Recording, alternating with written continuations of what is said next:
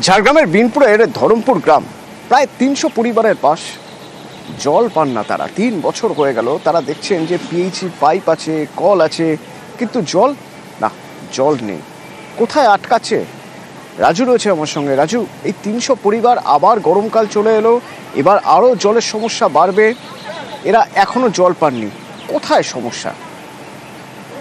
দেখো, এখানে যেটা বলে রাখি, এই যে জলের সমস্যাটি, এটা কেন্দ্র সরকার থেকে যে জল প্রকল্প, গাড়ি যে জল প্রকল্প, সেই জল প্রকল্পের মাধ্যমে জল প্রকল্পের কাজটি হয়েছিল। পাম্পসেট বেঁচেছে, পাইপ বেচানো হয়েছে, বাড়িতে বাড়িতে কল গেছে, অথচ জল যায়নি। কারণটা এক জায়গায়, যে কন্ট্রাক্টর কাজ করেছিল সেই কাজকে অসম্পূর্ণ ফেলে গেছে। আর এই কাজকে দেখভাল দায়িত্ব ছিল পিএইচি দপ্তরের।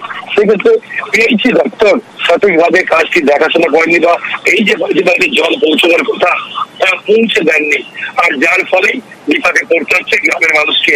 জানিয়ে বহুবার প্রশ্ন উঠছে, এর আগেও আমরা দেখিয়েছি বিভিন্ন জায়গায় যে জলের সমস্যা, সেই জলের সমস্যা রয়ে যাচ্ছে।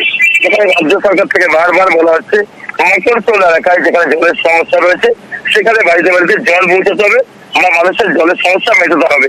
কিন্তু যেখানে রাজ্য সরকার বলছে সেই জায়গায় যে দেখার দায়িত্ব যাদের রয়েছে, জেলা শাসক থেকে শুরু করে জেলার যে সমস্ত পিএইচি দপ্তর রয়েছে তাদের দেখার কথা, কিন্তু সেই জায়গায় ফাঁক পেতে রেখে যাচ্ছে। আর যার ফলে এই মানুষ জল পাচ্ছেন না। সবথেকে বড় সমস্যা এই গ্রীষ্মের সময়, এখানে সবথেকে বেশি জলের সংকট হয়। সেই জায়গায় জল যদি না পৌঁছায় মানুষগুলো চলবে কি করে? কারণ কয়েকটি টিউবওয়েল রয়েছে, তার উপর ভরসা করতে হচ্ছে। যত গরম আরো পড়বে তত দুর্ভোগ আরো বাড়বে। ধন্যবাদ।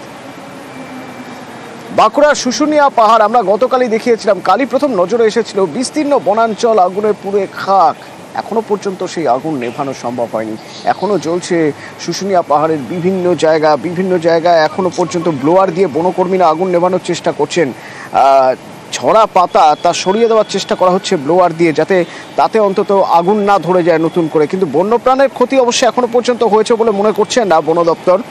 কিন্তু যে পরিমাণ আগুন লেগেছে তাতে ক্ষয়ক্ষতি তো হয়েছে, বিস্তীর্ণ অঞ্চল পুড়ে যাচ্ছে। তেল